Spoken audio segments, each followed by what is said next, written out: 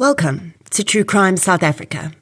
I'm Nicole Engelbrecht, and you're listening to a Podcasthon episode dedicated to raising awareness to Rape Crisis Cape Town Trust. If you follow the podcast on social media, you'll have seen me talking about True Crime South Africa taking part in an international event to raise awareness for charities all over the world. From the 15th of March until the 21st of March, podcasters internationally are dedicating one episode in their feed to the Podcasthon. We got to select a charity we wanted to highlight, and I picked Rape Crisis Cape Town Trust, because sexual violence is a topic that is terrifyingly prevalent in so many of the cases I discuss on this podcast, and we desperately need to be having more conversations about this topic. I first aired the interview you'll hear today on the podcast in 2022. And it was such a valuable conversation about so many important topics, including consent within relationships and other rarely discussed issues. I can tell you that the first time this interview aired, it led to a lot of conversation, and I received a huge amount of feedback about how educational it was. There was also at least one listener who reached out to me and expressed that they had recognized that they'd been the victim of marital rape. So when the opportunity presented itself to get more attention to this conversation, I jumped at it. The interviewee in the podcast is Ronel Koekemoer. She is an incredible human, and I've had the privilege of meeting her through my work over the last 6 years. At the time of this interview, she worked for Rape Crisis Cape Town Trust. She has since left, but she is still hugely supportive of the organisation, and Ronel is still working in the gender-based violence activism space, furthering her education in the field and working on some incredible projects. You might hear that the sound in this episode is slightly different from normal. It's because back in 2022, we were in the depths of daily load shedding, and it had just hit as I started the recording. So we had to rely on mobile data. With that said, let's get into your Podcasthon awareness episode for Rape Crisis Cape Town Trust. Sexual violence in South Africa.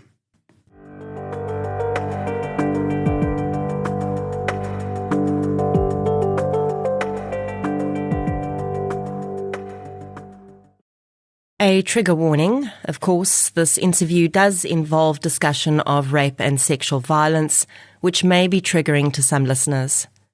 We also use actual names of body parts, like vagina, penis, and anus, because, well, that's what they're called. And we say words like penetration, erection, lubrication, and even the F word, all in the context of the discussion we're having.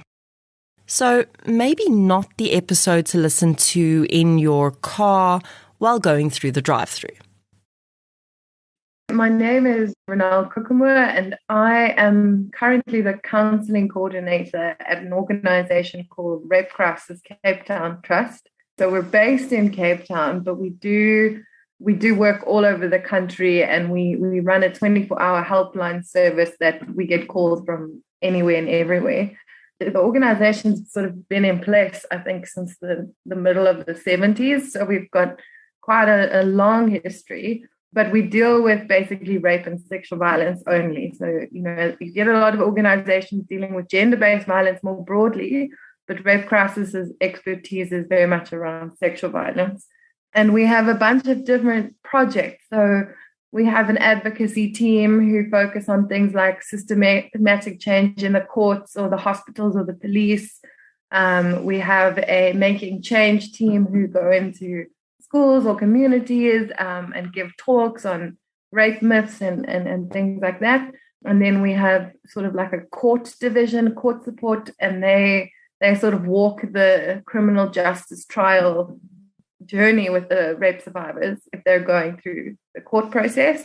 And then we have counselling, the counselling service, which is what I sort of run and manage, is we we counsel rape survivors or sexual violence survivors, and it's a free. All of these services are free as well, which is quite amazing. But the counseling model is very much around crisis counseling, trauma counseling, but it's entirely up to the survivor. And we recruit volunteers within the community themselves that we work in, and train them as lay counselors as well. So it's a lot more sort of grassroots, as opposed to maybe a more professional model of counseling or psychosocial support.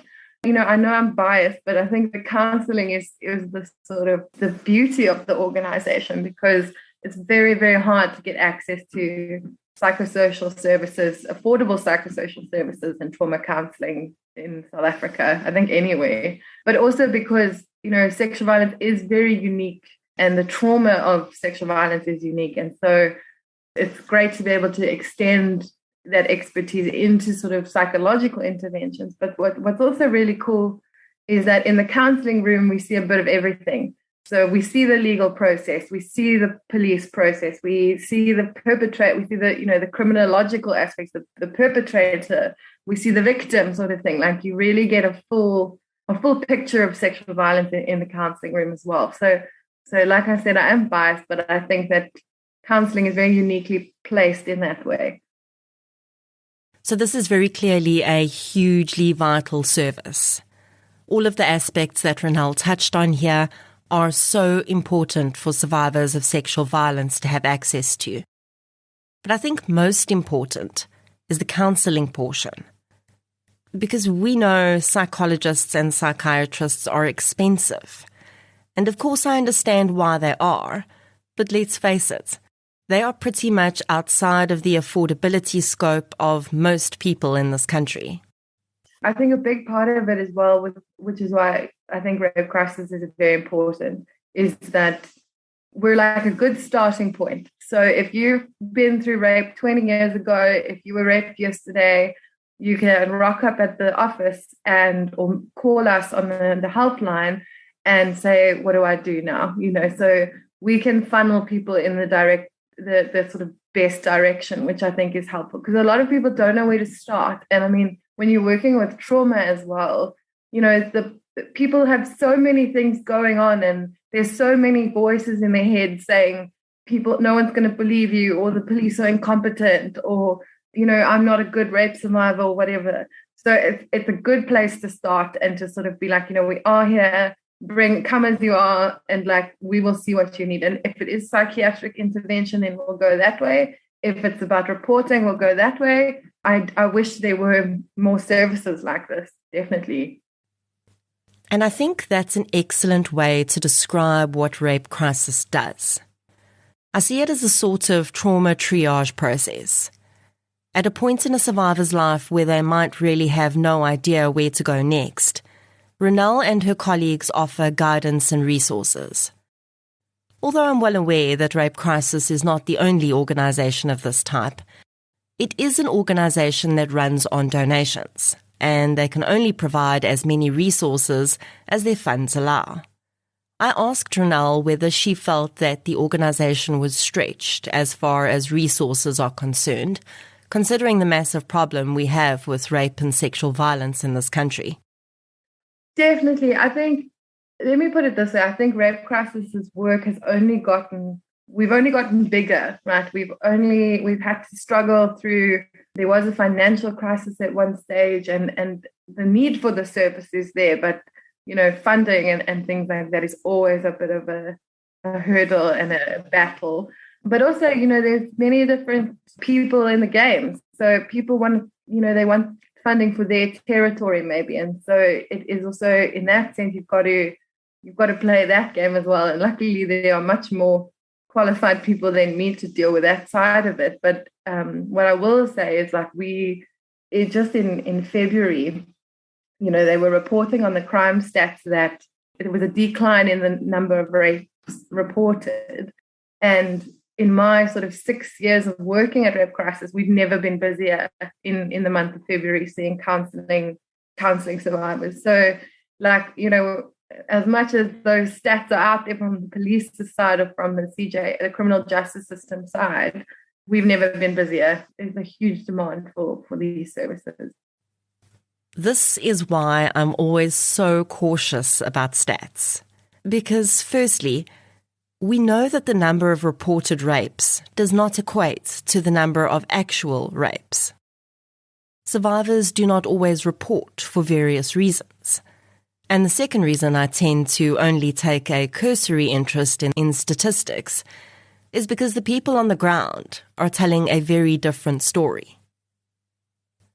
I wondered how many of the survivors that come through the doors of Rape Crisis actually go through with reporting their crimes to the police.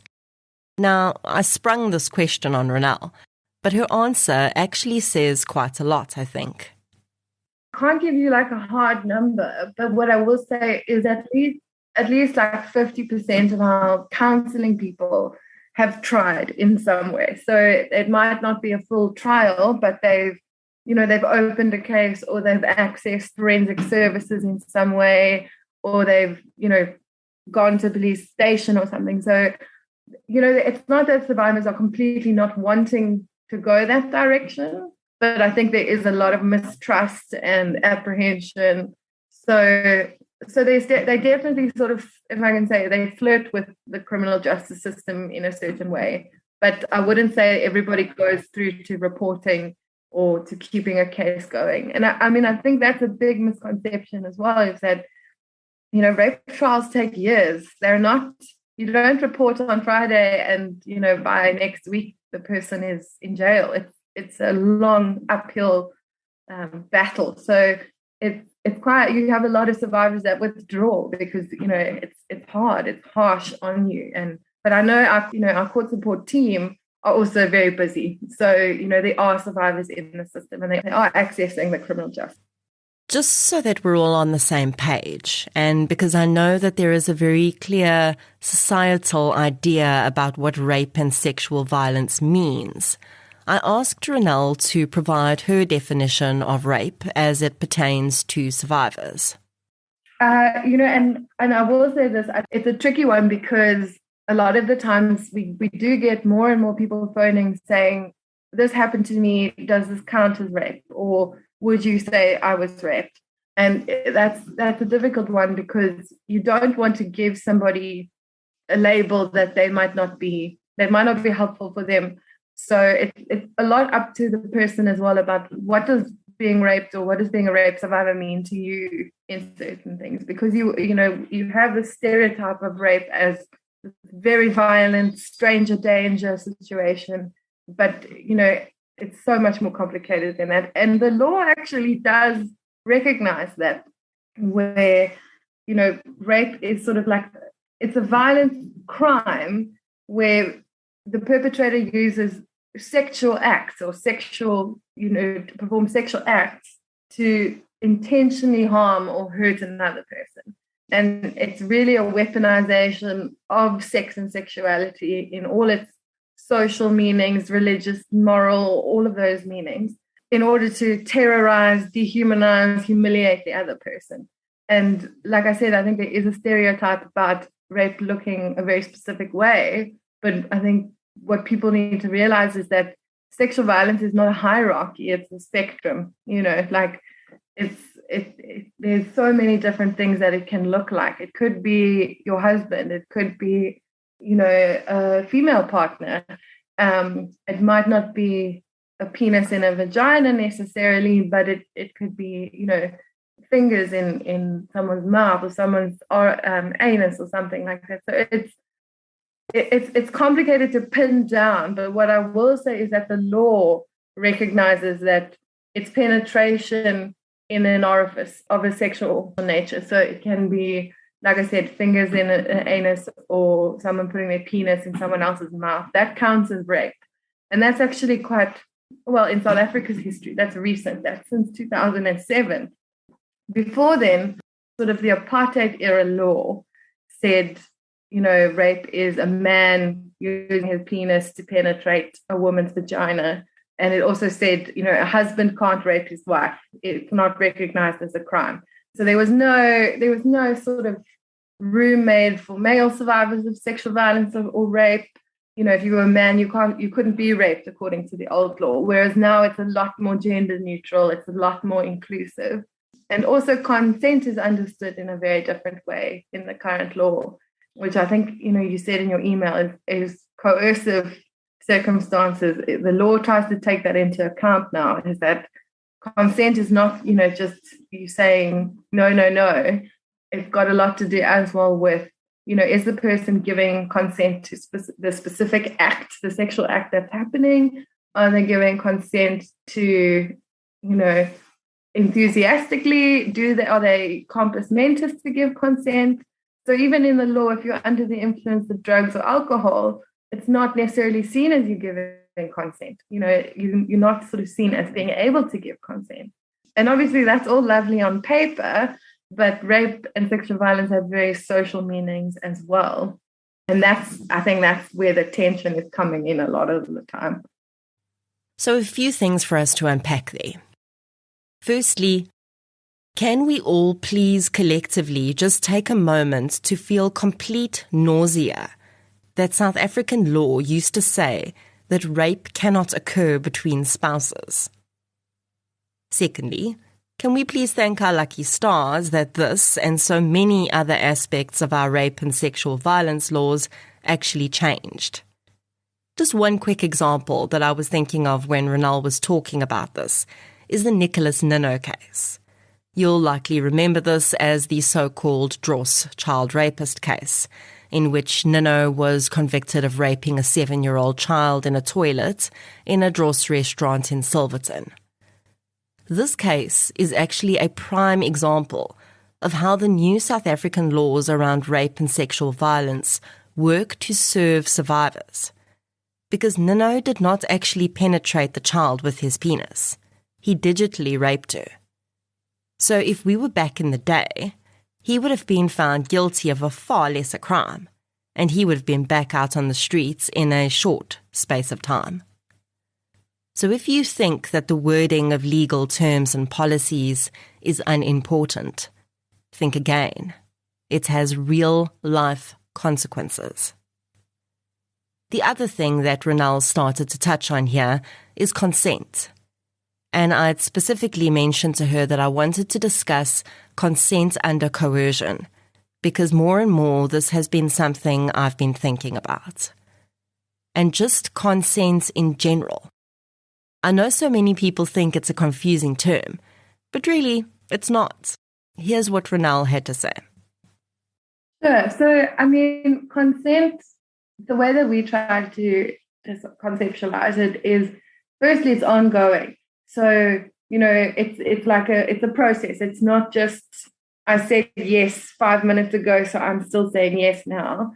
But the other very important thing is it's enthusiastic, which is that, the person really wants to have sex or wants to do the sexual acts or whatever, and is excited for that and, is happy to be engaged in that. And if you're not enthusiastic about the sex you're having, then you need to sort of, you need to take a step back. And if your partner is not enthusiastic about what you're doing to them, you need to think about, does this count as consent? And it's also specific, like I said, just, consent to, giving someone a blowjob is not consent to penetrative sex or, things like that. And I think, and there's this real idea of like consent in relationships is implied, or it's not sexy to talk about these things. But I think the reality is also that a lot of, couples or a lot of people have been having very healthy, happy, consensual sex for years, and the difference, So there is this sort of idea that, consent is this elusive concept that people often get wrong and they make accidentally, but it is much more, I think it's much more natural than rape is, if I can put it that way, in a lot of ways. I mean, you can tell the difference between a comfortable and an uncomfortable sexual experience. And I think, that's one of the big things as well that we say to survivors who ask us the question, like, does this count as rape or sexual violence? Is, if you're still feeling unsure and uncomfortable about something that happened to you, that's valid. There's a reason is a reason you feel that way. And it might not mean it was rape, but don't think you're crazy or that you're overreacting. And the reason that doesn't sit well with you, or that encounter still, haunts you or plagues you long afterwards, I think, as well. So consent, I think, is less of a mythical concept than we sometimes think. So I would say, like, it boils down to that it's enthusiastic, it's specific to the act itself, it's ongoing, and importantly, it can also be taken away at any time. So you can say, actually, I thought I was comfortable with this, but I'm not really. And yeah, so that's what I would sort of sum up as being consent.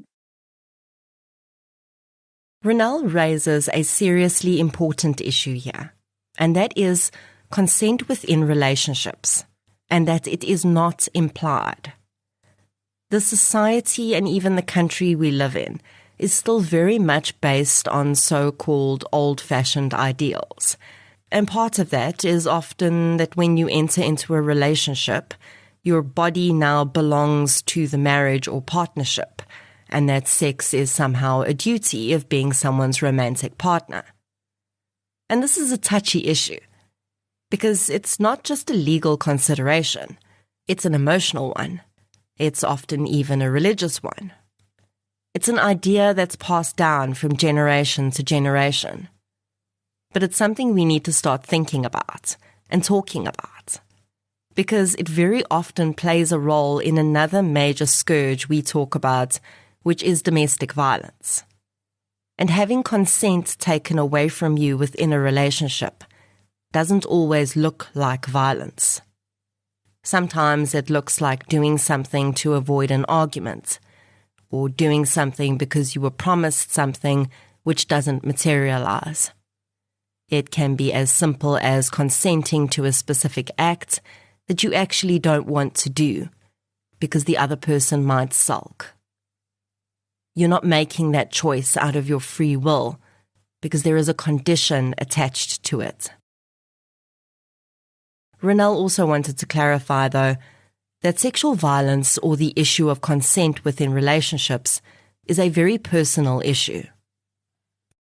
I'm realizing now as well that a lot of the things that I think in this line of work that we take for granted are actually things that people maybe, haven't really hashed out for themselves or their relationships yet.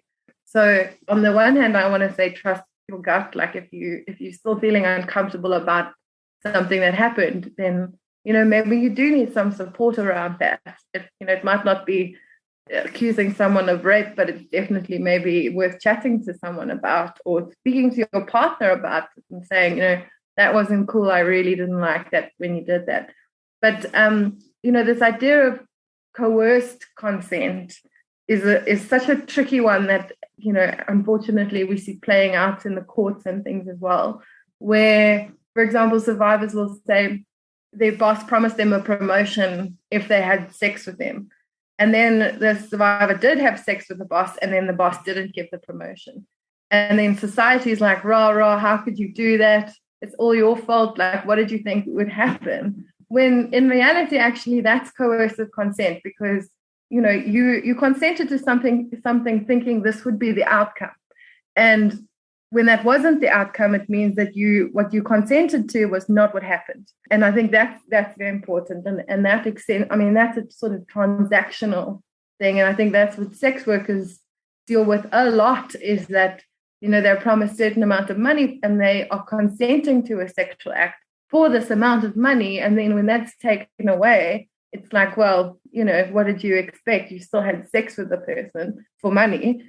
But actually, no, they had, they were raped or they experienced sexual violence because they were promised a certain amount of money and that was taken away. And so what they consented to didn't happen. Something else did. In this case, because it's sexual, it would count as sexual violence and rape. And exactly what you said about, if you don't give me a blowjob, then I'm going to sulk or I'm not talking to you. It's coercive, and it doesn't count as enthusiastic consent. And I think it boils down to, do you want to do that thing? Are you excited about doing that thing? And I think most of us know what that feels like, is when you do want to do something sexual with your partner or with somebody. And if you are feeling uncomfortable, to honor that feeling, like, what is that about? But I think a lot of people take things like marriage or long-term relationships as implied consent, and it's actually not. Yeah, you are consenting to maybe a relationship with a person, but not, having sex whenever they feel like it. Now, I want to be very clear here, because this podcast is about rape and sexual violence. When I say that it's important for people to understand the difference between real and coerced consent within relationships, I'm not for a minute saying that every person who has ever had sex with their partner to keep them happy should be laying a charge of rape against them. That's not the point. What I am saying, and what I think Ronel beautifully gets across, is that if this is regularly happening within your relationship, then maybe you need to think about why that's happening and what it means for you as a human being. If coerced consent is a regular part of your day-to-day life, is that relationship really serving you? And why do you feel the need to acquiesce? For me, it's really about starting that internal conversation, either with yourself or with your partner, but most importantly, yourself, and acknowledging that it's not okay. And maybe it's not criminal, or maybe it is, but regardless, it should not be normalized. And I know that that's going to make a lot of people feel very uncomfortable. And I'm okay with that. Because let's face it, as much as we've made many great strides in our country, we are still very much bound to the ideals that have been passed down to us.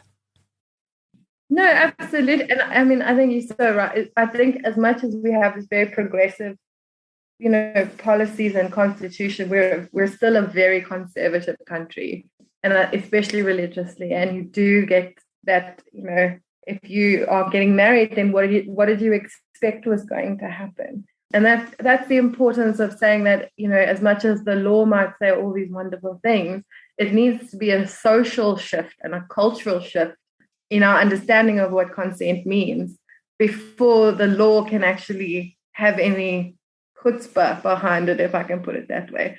Because until people can genuinely for themselves say, actually, husband, I wasn't cool with that. That made me really uncomfortable.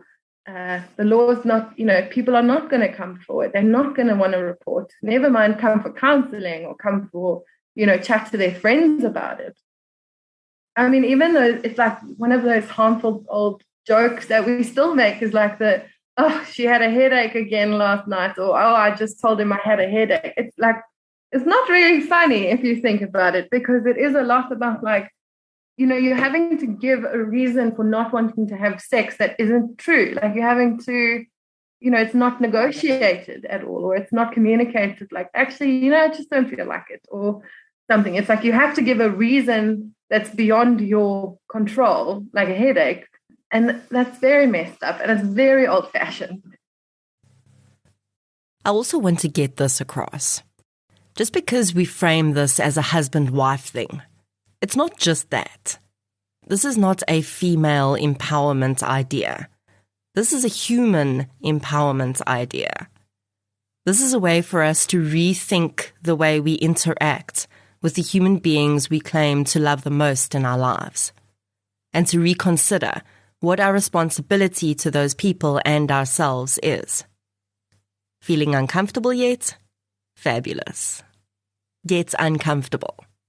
Get thinking and get talking so that we can stop teaching young women and young men that they in any way own the consent of another person. And more importantly, so that we can stop telling ourselves that. So why is this conversation, amongst others, important to have in the context of fighting against the scourge of rape and sexual violence? Well, because the more we talk about these things, these very simple dynamics within our relationships, the more we give other people permission to start to understand that what is happening to them is not okay. And that snowballs. and starts to erode at our societal approach to rape and sexual violence in general. And it will give your grandchild's grandchild, in however many generations, the power to stand up and say, I'm not okay with this.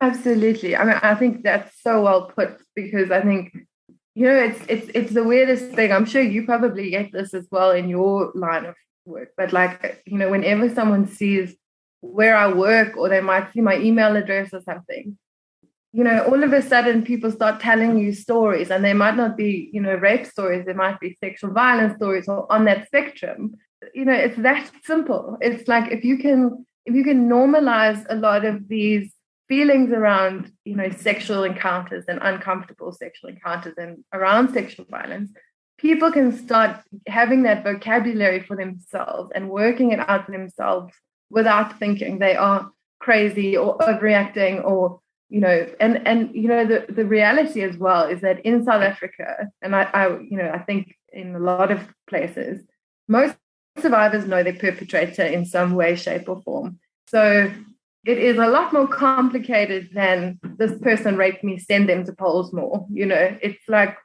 this person might be someone you were close to who you wouldn't really want to go to prison, or this person might be close to, might be a family member who, is held in high esteem, who you maybe don't really want, you don't think you'll get the support, or, the relationship between survivors and perpetrators is much more complicated than I demand justice via the prison system. And I think that we don't take that into account often. And when survivors are hesitant about, sending their perpetrator to jail, immediately we're like, well, then it wasn't rape, or what happened to you wasn't serious. And that completely forgets how complicated I think human relationships are. And also just things like power dynamics, gender power dynamics, economic circumstances. We have a lot of survivors who come in who were maybe raped by a family member or by a husband, and they say, if this person goes to jail, there's no money, in my family. There's no one to support us. They're the primary breadwinner. So how can you tell me that I must now send this person to prison? It's a complex issue. And the sooner we start to understand that, the sooner we can start breaking down these walls of silence. When someone experiences rape or sexual violence, that complexity eats away at them. There are so many conflicting thoughts that will enter a survivor's head to convince them that they somehow deserved or sought out the attack or allowed the attack to happen. And those thoughts come from all of us. They come from our desire to minimize the horror of what has happened so that we can feel better. No, like, for example, when we have rape survivors who were maybe raped by someone who broke into their house or something, and then, the person held a gun to their head, or maybe didn't even hold a gun to their head, but threatened to kill them. They feel so guilty that they, quote unquote, let the person rape them instead of kill them. And it's bizarre. I mean, what other crime would we say to people? You hear it often. It's like, I wish I was murdered instead of being raped. And I think that's such a harmful thing, because it's telling women that to be raped is the ultimate, it's an absolute death sentence. And, you're completely shamed. You're completely, broken beyond repair. And imagine feeling guilty for, being raped and, letting somebody rape you instead of murder you. And that for me is always heartbreaking. It's like, why are we telling people that, being raped is worse than being dead? Being raped is worse than being dead. Just let that sink in. Imagine thinking that you would be better off dead and raped than raped and alive. And then the converse is true. Okay, well, I'm alive, so maybe I should just be grateful. I mean, a lot of the times it looks like they sort of think I don't have to say anything, or I don't need to get help because, at least I didn't die, or he didn't threaten me with a gun. But then what happens is it seeps into every part of their life, and they are struggling to go to work, or they struggle with trauma or flashbacks or nightmares. And then it's like they sort of feel like, why am I still holding on to all of this? When the reality is it's an incredibly traumatic, horrific thing to happen to somebody. It doesn't matter what it looks like. And you deserve support or help, or, somebody to just hold that space for you and hold that pain with you a little bit. But so many people feel like they're not worthy of the support or of the belief. And I think it's because society tells survivors that. Heading back to our consent conversation, I've recently been pondering the concept of consent under false pretenses. So the whole Tinder swindler idea, for instance, where someone presents themselves as someone they are not. Or even in cult-like situations, where a cult leader may have told a survivor something that's not true in order to get them to have sex with them. I wondered where that fits into the consent continuum. When you agree to a sexual act or to a sexual relationship, you're agreeing to it based on sort of an understanding of who the person is, what they're going to do, and that's consent, is that I know the full picture, and based on my knowledge, I am deciding that, yes, this is something that I'm excited for or that I want to happen. So when significant parts of that are missing, it's absolute coercion, and and that happens all the time, and especially in South Africa, where people are desperate for work, or they are desperate to, change their circumstances. Then they might engage in behaviors that we see as being morally questionable. But the reality is that a lot of the time they're doing what they need to survive. And then when that's already happening, and then you also, you lied to them about what they were having sex for, the reasons they were having sex with you, or keeping quiet about something, it's wrong, and it's sexual violence. Like, for me, that it's black and white, that's sexual violence. So, really, when someone tells you a story that is different to the truth, or makes you a promise that is not how things end up happening, because you're entering into that without the full details, you are having the act of giving consent taken away from you without you even knowing it. If you have to promise someone anything or tell a lie in order for the sex act to be agreed to, you do not have that person's consent. Yes is not consent when it's an answer to a question that has not been asked with all the information behind it. And again, I think it's really important to point out that this entire conversation is not about who can and cannot take criminal action for rape and sexual violence. It's about what violation means to you. Yes, this is a true crime podcast. And yes, we want the perpetrators of rape and sexual violence to be punished. But it's not the be-all and end-all for survivors. And it shouldn't be the only focus. The law might say very many things about what rape and sexual violence is. And like I said, the law is very broad, and, if it was being enacted as it says on paper, it would be beautiful. But the reality is also that there are legal definitions of rape, and there are social, personal, moral, religious definitions of rape as well. And so my sort of, fail-safe is to be survivor-centered. So for you, if what happened to you was sexual violence, maybe the law might not see it that way. But like I said earlier, you engaged in a sexual act under certain pretenses, and then that was all taken away, and it's perfectly valid for you to feel violated and to feel wronged and to feel like something criminal has happened to you, because it has, right?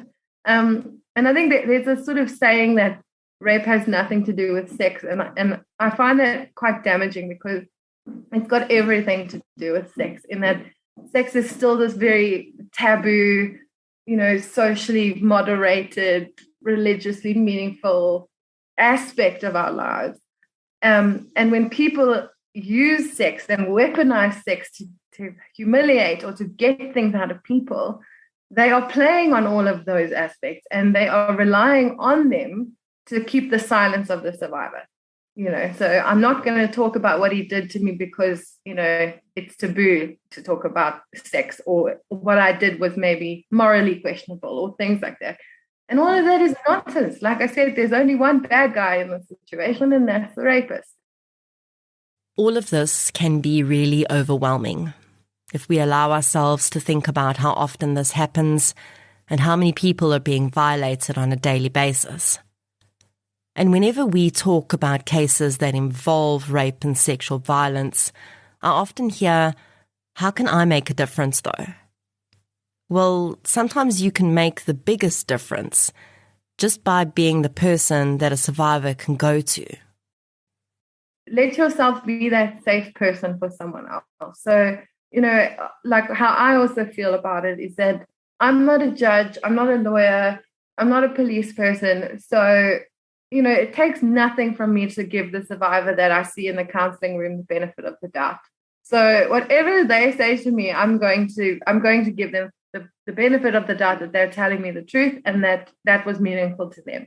And I wish that society would do similar things, because we're not saying, go mob justice this person or anything like that. We're saying, let the survivor know that you are someone they can start with, that they can talk to, that they can hash out, what does this mean? Why is this still bothering me? Be the safe person for someone and just give them the benefit of the doubt, because often they are telling the truth. Mostly they are. I think there's still this idea that, women are now, the post-Me Too world, women are now coming after men left, right, and center by accusing them of rape as if it's that easy to do. I mean, the official stat, the latest one I saw is that I think it's 8.6% of rape trials end in a conviction for rape. So that's like from the start, from opening the case to the end. And I mean, obviously, some people will be charged with things like GBV, or they'll be charged with, intent to do grievous bodily harm. But to get like the rape conviction, that number is so low. So you really have to, if someone's going to falsely accuse you of rape and get you to go to prison for the rest of your life, that's quite something, In a post-Me Too world, people didn't necessarily decide to start making allegations. They didn't suddenly start making up stories of rape and sexual violence to fit in. The stories were always there. Campaigns like Me Too just gave people the permission to talk about it. You heard the stat that Ronel provided. Less than 10% of rape trials will end in a successful conviction. Now, there are many reasons behind that, but most people know that a rape trial is not in any way a happy event. It's long, drawn out, and emotionally taxing. So I'm going to put it out there and say that in 99.9% of rape and sexual violence allegations, why would anyone want to falsely accuse? Do false accusations happen? Absolutely. Are they common? Not at all. A topic that is really close to my heart is sexual and domestic violence against male victims.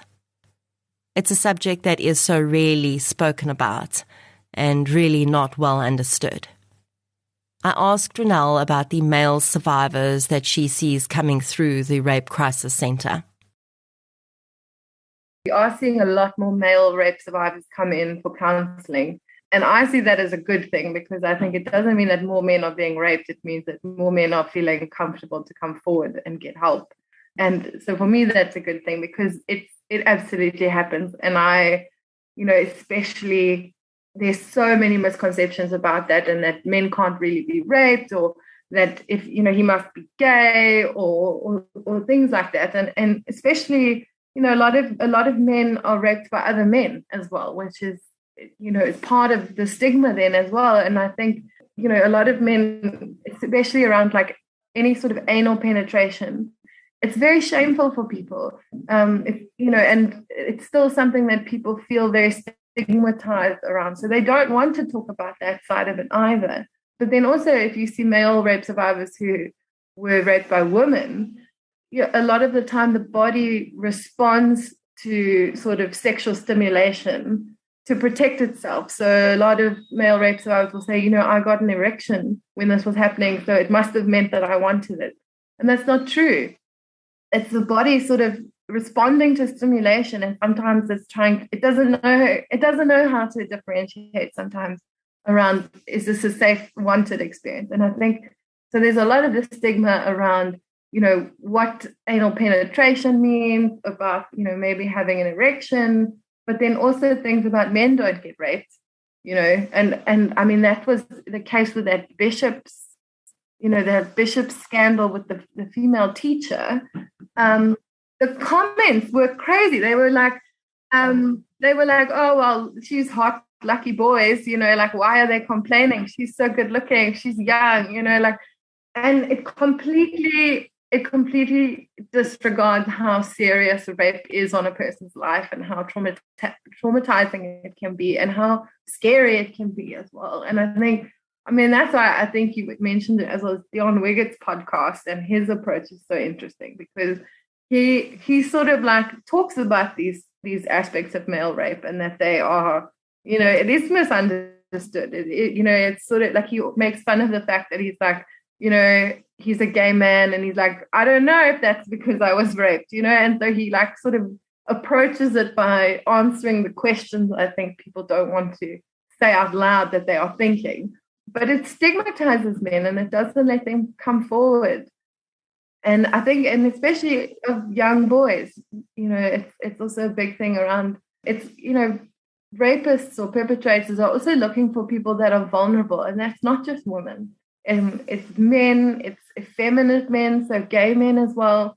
There's a great quote by Professor Pumla, where she talks about it. It doesn't, it's always enacted against the feminine, and that doesn't mean woman. It means, not the hypermasculine.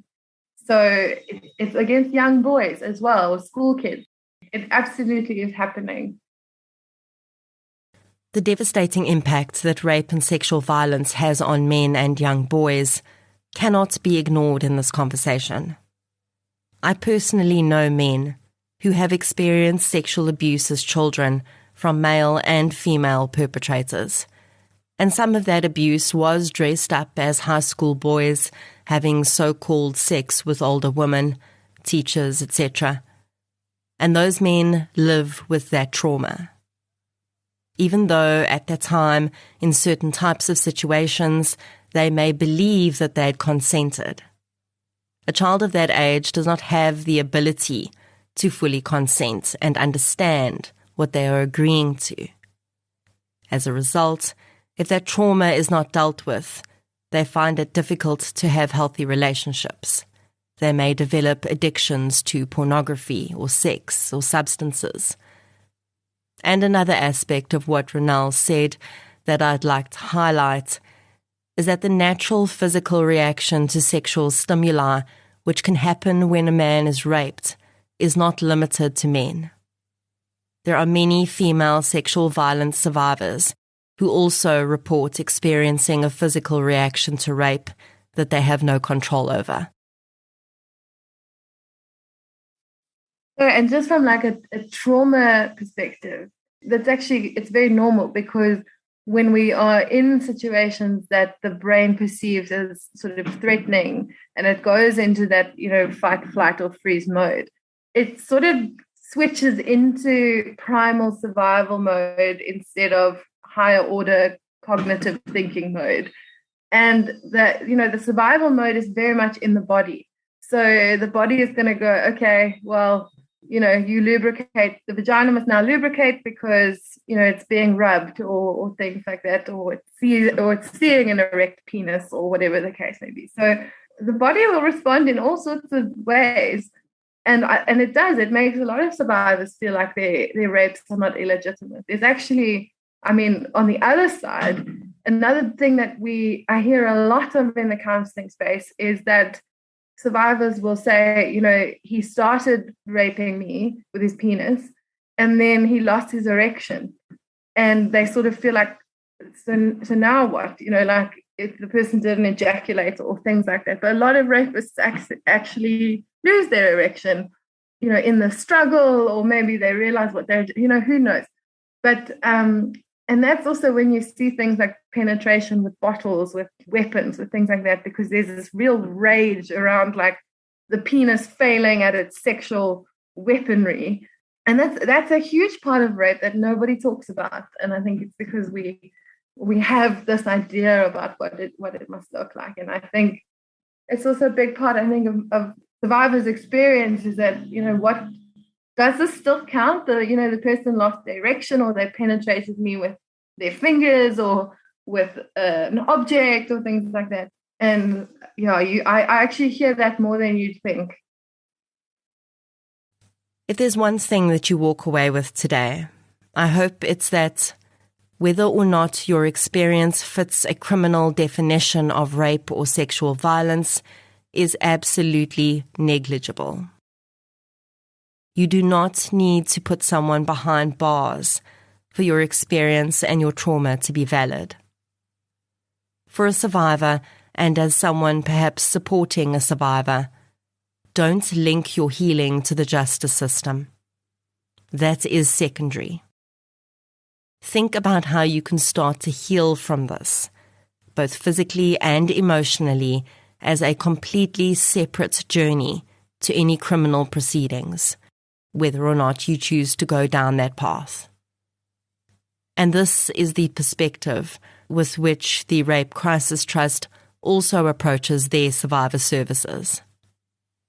One of the strategies that we adopt in the counselling room is that even if the survivor is going through the rape trial process, their recovery cannot depend on the outcome of the trial, because the trial, there's so much there that we can't control, and that's contingent on all sorts of external things. So if survivors are thinking, okay, if he gets convicted, then I'm going to be okay, it's not a good thing, because we try to work on that, and like how can we make your recovery independent of what happens to your perpetrator? I mean, so many survivors also will come in and be like, the fucker died or something. Like now, they were really hoping that like they could maybe have their day in court, or maybe have the conversation with them, or tell them this is how you impacted their life, and then the person's dead, and then it's like, now what?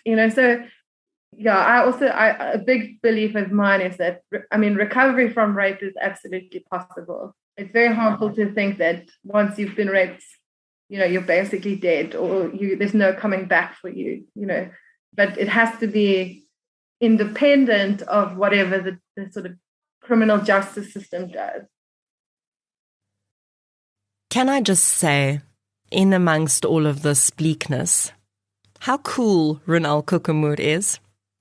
I can see her going into battle for the survivors she counsels. And sometimes there's only one word that can accurately describe a rapist. The other problem with linking recovery to the criminal justice process is that really, it's never going to be enough. There is never going to be enough jail time to make right a rape. Ever.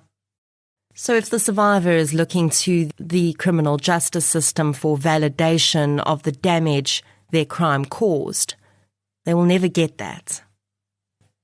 Absolutely. Nicole, I hear that a lot around bail as well, where survivors will say, he got 250 Rand bail. Is that how much this costs? Like how much my rape costs, basically. Or also sometimes, especially with child rape, where maybe the parents might have been paid off to keep quiet about it. And then the adult survivor comes to us and they're sort of like, for my parents, what happened to me was 3,000 Rands, and like, it's difficult. It's hard. And there's a lot of rage that goes into that, because we're trying to take a very complicated, traumatic thing and put it into legal language and into sort of, criminological language as well. And it's messy, as people are. A very good point that Ronel made about rape convictions and sentencing is that because our minimum sentences in South Africa for rape are relatively high, judges will always look for reasons that they should err on the side of caution in sentencing. So if something looks like a mitigating circumstance, they're far more likely to accept it as a reason to reduce sentence than in a murder trial, for instance. And that has the impact of sending a difficult message about what type of crime rape is. I think it's really important for us to know what steps to take in the event that you or someone you know experiences a rape or sexual violence. Just so that people do know, so there's no statute of limitations on rape in South Africa. So you can report rape 20 years after it happened. And a lot of things that we hear is that people will say, well, if I report 20 years later, there's no DNA evidence, or there was no forensic exam done. And what I do want to say is people mustn't be put off by that, because just because they can prove that there was maybe semen in the vagina, the defense often turns around and says, well, all that proves is that there was sex. It doesn't prove that it was rape. So it's DNA evidence isn't the solve all that I think people think it is as well. Immediately after being raped, if you do want to report it, or even if you just want, if you want that evidence for later, let's say, when you're ready, the important thing is to get some kind of help. And that might mean going to something called a Thuthuzela care center or a forensic unit. And those are sort of specialized sexual offenses, one-stop shops where you can get access to a medical exam, to crisis counseling. They will activate the criminal justice system process. They will do the sort of, take blood. And then they also give people post-exposure prophylaxis for HIV exposure and, the morning after pill or things like that. But the medications fall within, a small window of time. But for survivors, it's important to get medical attention, just because you never know what if your perpetrator has, infected you with something or anything like that, or, if you're pregnant or things like that. But I think the most, and obviously that also means that's where you hear things like don't shower, put your clothing that you were wearing, bring it with to the hospital and things like that. And I think the other thing that I think is important is that if you do report the rape and you make a statement to the police, don't lie. And what I mean is not about the rape. I mean, if you were maybe smoking weed or, you were flirting with the person or whatever, put that in your statement, because, flirting with somebody is not a crime. But what happens often is survivors feel they've got to be this perfect survivor and this perfect person. So then they leave things out. And then when the defense lawyer comes for them, they're like, well, why did you lie about, wearing a skirt or whatever the case may be? So to also just know that, your experience is valid, even if you were doing silly things, questionable things that you weren't supposed to. What happened to you is what is the thing that's wrong. It's not your behavior that is the crime. So, some important points that Ronel raised there.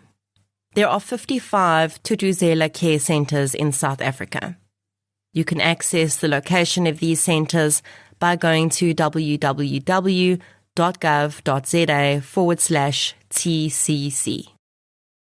If you don't have a TCC in your area, head to your nearest hospital emergency room or clinic and they will guide you to the closest forensic facility.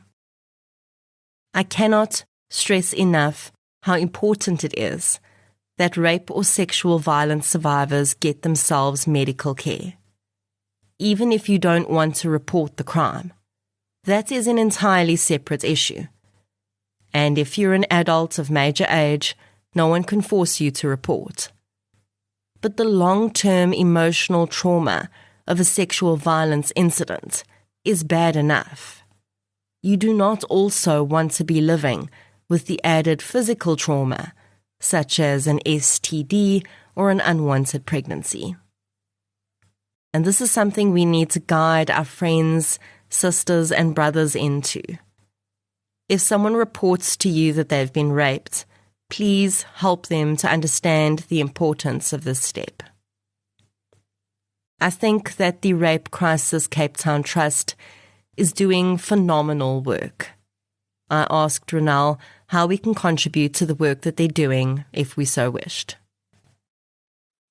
Sure. So, obviously donating funds is always first prize. We have a mechanism for that, but also I think things like, share the contact details, let the survivors in your life know that there's places they can go, that there are safe people, that they can start somewhere. I'd like to thank Ronel Koekemoer for taking the time to chat to me about this really important topic. I hope that our conversation has got you thinking, provided you with a point of view or a piece of information you didn't have before, or even just made you think more about the topic of rape and sexual violence.